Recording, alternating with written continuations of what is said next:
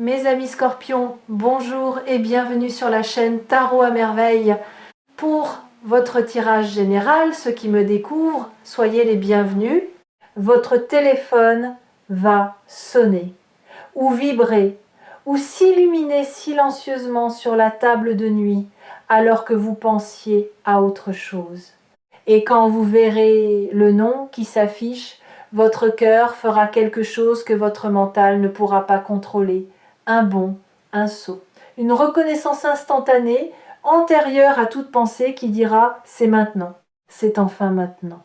Mais avant cet appel, avant ce moment qui va redistribuer les cartes de votre quotidien, il y a quelque chose que vous devez comprendre, quelque chose qui lie cet appel à l'argent qui arrive. Parce que ces deux événements ne sont pas séparés, ils sont les deux faces d'une même pièce.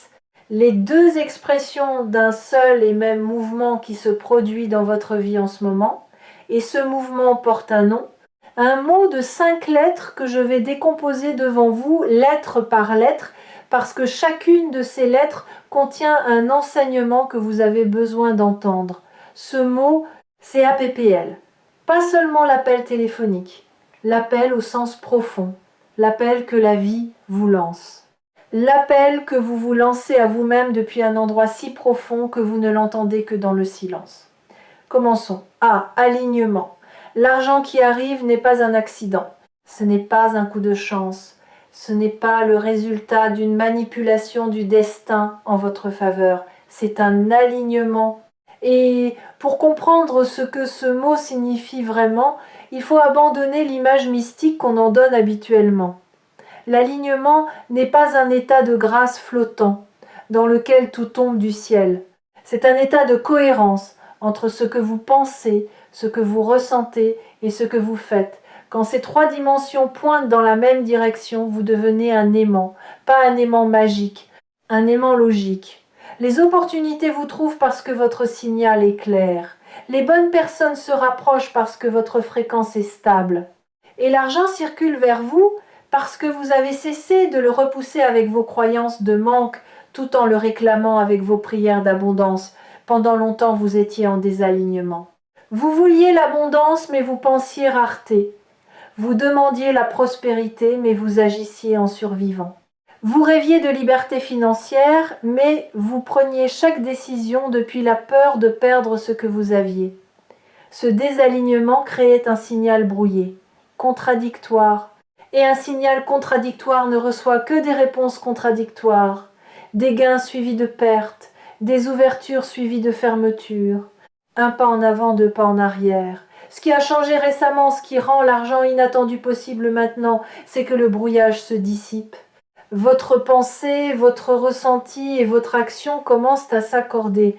Pas parfaitement, pas totalement, mais suffisamment pour que le signal devienne lisible.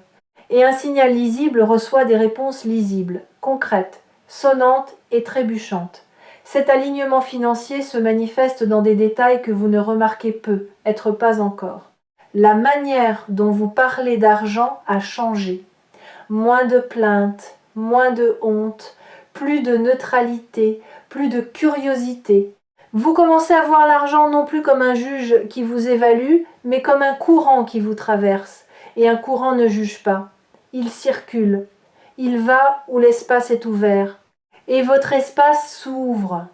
Vous avez aussi cessé, peu être sans le remarquer, de vous saboter financièrement.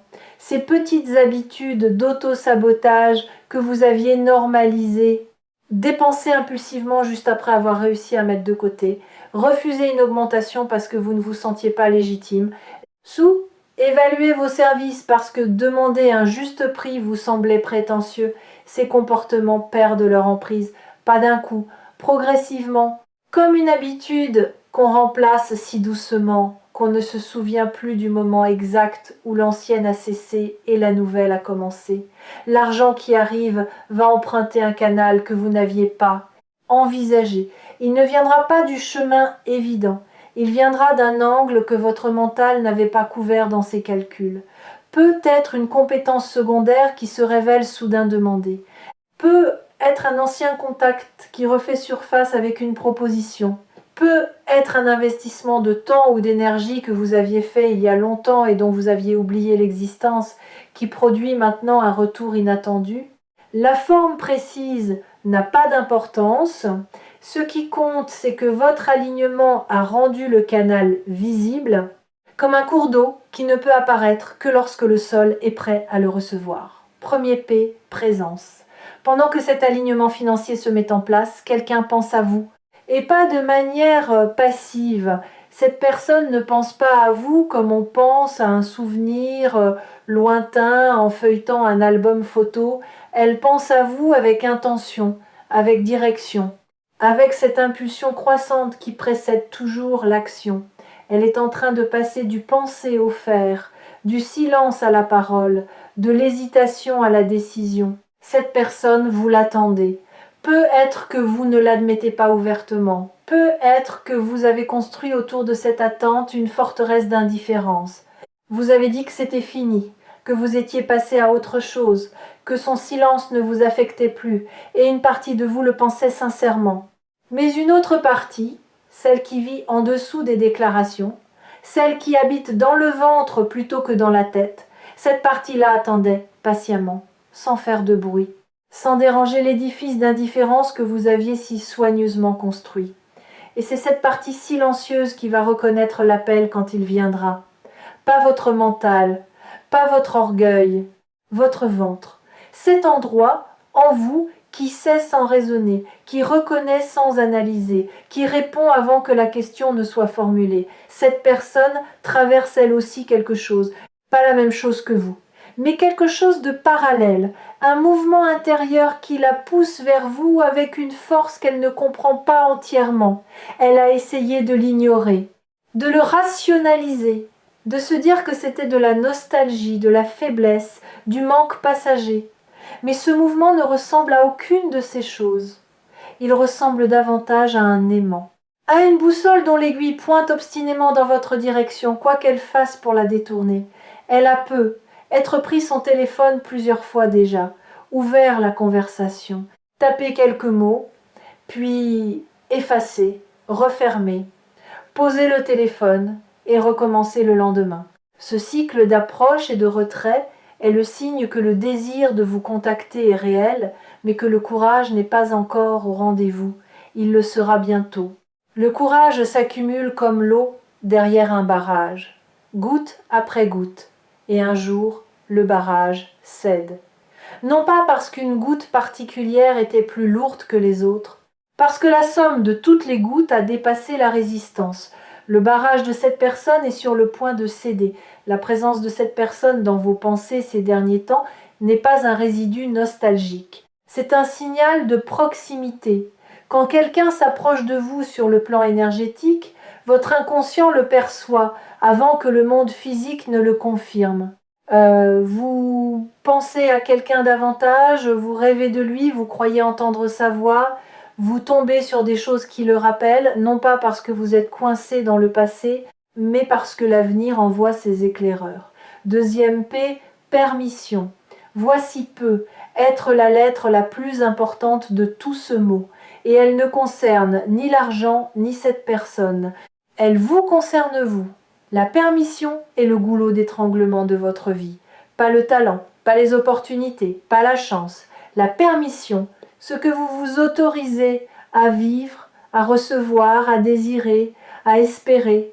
Et cette permission, personne ne peut vous la donner sauf vous-même. Vous avez passé des années à attendre que quelqu'un d'autre vous donne la permission de réussir financièrement, la permission de vouloir plus que le strict nécessaire, la permission d'être heureux sans culpabilité, la permission de reprendre contact avec quelqu'un ou d'accepter que quelqu'un reprenne contact avec vous. Vous attendiez un feu vert, un signe extérieur, une validation qui vous autoriserait à désirer ce que vous désirez. Mais le feu vert n'est pas extérieur. Il n'a jamais été extérieur. Il est dans votre poitrine, là où votre cœur bat en ce moment. Et il est allumé depuis le début. Vous ne le voyez pas parce que vous cherchiez dans la mauvaise direction. Vous regardiez dehors alors que la lumière était dedans. La permission de recevoir l'argent qui arrive signifie cesser de croire que vous ne le méritez pas. Cessez de chercher la raison cachée derrière chaque bonne nouvelle. Cessez de vous dire que quelque chose d'aussi bon ne peut pas durer. L'argent qui vient vers vous ne vous teste pas. Il ne joue pas avec vos nerfs. Il vient parce que le courant vous porte dans cette direction et que vous avez enfin cessé de nager à contre-courant. Il y a une scène qui se rejoue dans votre esprit chaque fois qu'une bonne chose se profile. Vous le savez, vous la connaissez par cœur. C'est ce moment où la joie commence à monter et où presque simultanément une main invisible vient l'étouffer, pas méchamment, préventivement, comme si se réjouir trop tôt allait porter malheur, comme si la joie prématurée était dangereuse. Et vous avez tellement intériorisé ce réflexe que vous ne le voyez plus. Il fait partie de votre fonctionnement normal. Sentir la joie monter, la brider, se protéger, attendre la confirmation avant de se réjouir. Puis, quand la confirmation arrive, trouver la prochaine menace potentielle, et ainsi de suite. La joie toujours reportée, toujours conditionnelle, toujours soumise à un mais qui la réduit avant qu'elle ne puisse s'épanouir. Ce réflexe-là, c'est la serrure la plus résistante de votre prison intérieure. Et la permission dont je parle est la clé qui l'ouvre. La permission de se réjouir avant la confirmation. De croire en la bonne nouvelle avant d'avoir la preuve. D'accueillir la possibilité du bonheur sans exiger de garantie. Ce n'est pas de la naïveté, c'est un acte de courage. Le courage de vivre ouvert dans un monde qui récompense la fermeture. La permission de recevoir cet appel signifie cesser de punir cette personne par votre froideur ou cesser de vous punir vous-même par votre rigidité. Cela ne veut pas dire accepter n'importe quoi. Cela ne veut pas dire effacer le passé d'un trait de crayon. Cela veut dire ouvrir une fenêtre dans le mur que vous avez construit. Une seule fenêtre. Juste assez pour que l'air circule. Juste assez pour voir si ce qui se tient de l'autre côté mérite qu'on ouvre la porte. Et cette permission, cette ouverture minimale mais suffisante, c'est ce qui rend possible tout ce qui suit. Pour ceux qui suivent les lectures partagées ici sur Tarot à merveille, la notion de permission revient souvent sous des formes différentes, parce qu'elle est au cœur de toute transformation. Rien ne change tant que vous ne vous autorisez pas le changement. Et tout change à la seconde où vous le faites écho. L'écho est le mécanisme par lequel ce que vous avez donné vous revient. Pas immédiatement, pas de manière identique, mais inévitablement, comme un cri lancé dans un canyon qui revient vers vous, transformé par la distance et les parois rocheuses mais reconnaissables, l'argent qui arrive et l'écho de votre travail. Pas seulement votre travail professionnel, votre travail intérieur, chaque croyance limitante que vous avez identifiée et remise en question, chaque moment où vous avez choisi de croire en l'abondance malgré les preuves contraires, chaque fois où vous avez donné alors que votre compte vous disait de retenir ces actes de foi posés dans le silence de votre quotidien, sans témoin, sans applaudissements, ont lancé un écho. Et cet écho revient maintenant sous forme de ressources concrètes. L'appel qui vient est l'écho de votre authenticité. Quelque part dans votre interaction passée avec cette personne, vous avez été vrai. Pas parfait, vrai. Vous avez montré quelque chose de vous que les autres ne voient pas, que vous-même ne montrez pas facilement. Et cette vérité a laissé une empreinte indélébile dans la mémoire de cette personne, une empreinte qui pulse comme un phare. Et maintenant, après le temps nécessaire pour que l'écho fasse son voyage, cette vérité revient à travers la voix de quelqu'un qui a besoin de vous la renvoyer, de vous dire, par sa présence renouvelée, que ce que vous êtes compte, que ce que vous avez montré a été vu, gardé, chéri en silence. L'écho porte aussi quelque chose que vous n'attendiez pas, un enseignement. Ce qui revient ne revient jamais exactement identique, il revient enrichi, augmenté, modifié par le voyage. L'argent qui revient vers vous porte en lui la sagesse de la circulation. Il vous enseignera que l'abondance n'est pas l'accumulation mais le mouvement. La personne qui revient porte en elle la sagesse de l'absence. Elle vous enseignera que le lien véritable ne meurt pas dans le silence, il mûrit. Pensez à ce phénomène un instant. Chaque mot gentil que vous avez prononcé est un écho en voyage. Chaque aide que vous avez offerte, sans compter, circule quelque part dans la toile invisible des relations humaines. Chaque moment où vous avez choisi la bonté, quand le cynisme aurait été plus facile, a envoyé une vibration dans le monde. Et ces vibrations ne se perdent pas. Elles rebondissent, elles se renforcent mutuellement, elles convergent. Et quand elles atteignent une masse critique, elles reviennent vers leur source, vers vous, sous des formes que vous n'aviez pas anticipées, mais qui portent la même signature. La signature de la sincérité, la signature du cœur, votre signature. L'argent qui arrive porte cette signature. Il n'est pas de l'argent froid, anonyme, impersonnel. Il est le retour d'une énergie que vous avez émise avec intention, et la personne qui appelle porte cette même signature. Elle ne revient pas par caprice ou par ennui. Elle revient parce que votre authenticité a laissé en elle une marque que le temps n'a pas effacée. Une marque qui, au contraire, s'est approfondie avec la distance, comme certaines encres qui ne deviennent lisibles qu'avec le temps. La libération, la dernière lettre, la plus belle, celle vers laquelle tout le reste convergeait. La libération n'est pas ce que vous pensez, ce n'est pas se débarrasser de quelque chose, c'est cesser de porter ce qui ne vous appartient pas. La culpabilité qui ne vous appartient pas, la honte financière héritée de vos parents, de votre culture, de votre histoire qui ne vous appartient pas, la peur d'être déçu une fois de plus qui appartient à l'ancien vous, pas à celui que vous êtes devenu. La conviction que les bonnes choses arrivent aux autres mais jamais à vous, qui appartient à une version de la réalité que vous n'habitez plus. La libération, c'est le moment où vous déposez tout cela, pas dans un geste spectaculaire, dans un relâchement intérieur si subtil que personne ne le verra sauf vous. Un jour peut être aujourd'hui, vous réaliserez que vous avez arrêté de porter, que vos épaules sont plus basses, que votre respiration est plus profonde, que l'espace entre vos pensées est plus large. Et dans cet espace, dans ce relâchement, tout pourra entrer. L'argent, l'appel, la surprise, la joie que vous repoussez depuis si longtemps parce que vous aviez peur de son coût.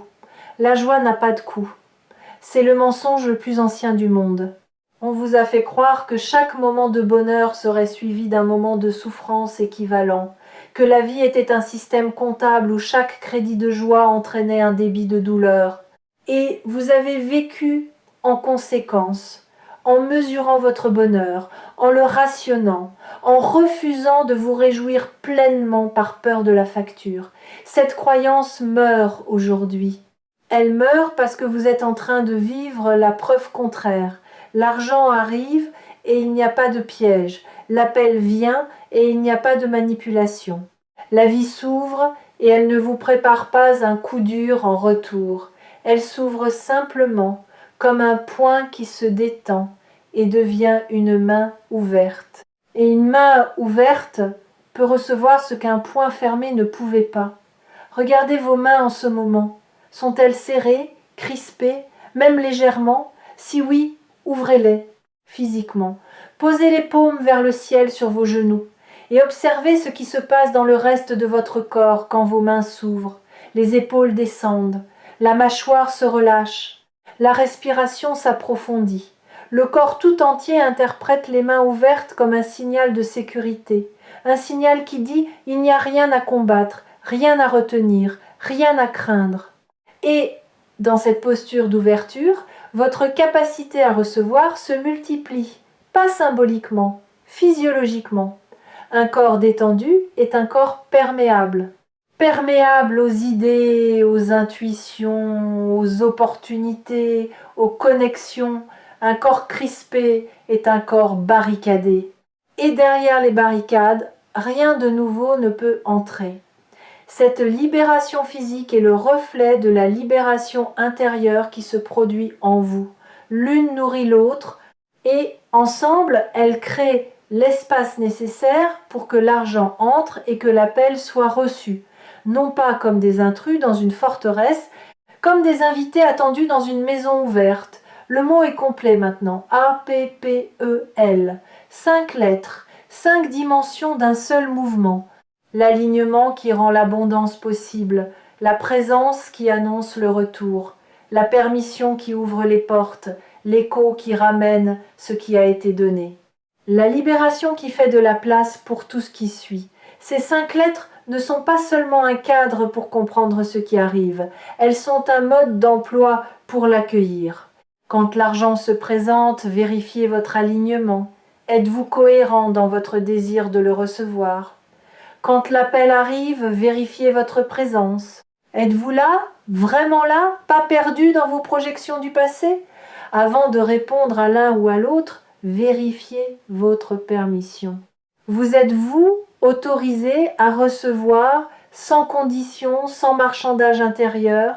Quand vous recevez, sentez l'écho. Reconnaissez dans ce qui arrive le retour de ce que vous avez donné. Et quand tout est reçu, quand l'appel a eu lieu et que l'argent a trouvé son chemin, restez dans la libération. Ne refermez pas le poing. Ne reconstruisez pas les murs. Restez dans cette posture ouverte qui a permis au miracle d'entrer. Parce que ce qui arrive n'est pas un événement isolé, c'est le début d'un nouveau mode de fonctionnement.